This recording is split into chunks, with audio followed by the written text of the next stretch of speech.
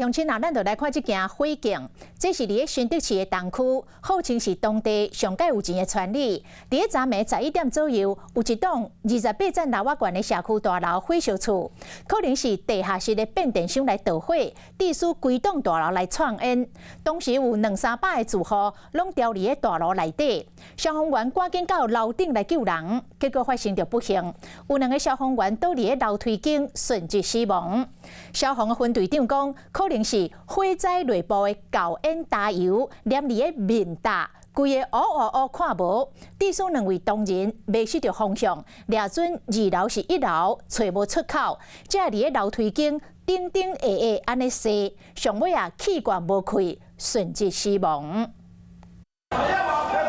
规栋大楼内底拢是白烟，消防人员赶紧传水线、排气库，全副武装，准备拢去内底救灾。导火所在就伫咧大楼变电箱，刚刚看到火势愈烧愈猛，佮刚刚去烧到管道间的电线，消防人员提水枪撞水炮火。一走出来就看到警卫在开那个电面箱啊，它里面就是全部都是火。我还有另外3位住户跟警卫。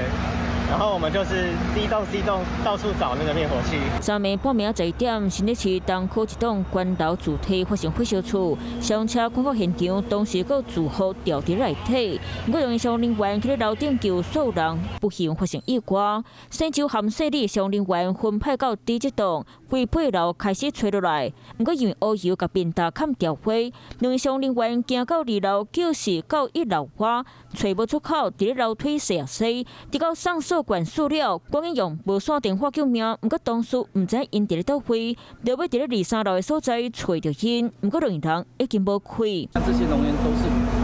粘着性的，这些浓烟吸附在我同仁的面罩上面，他们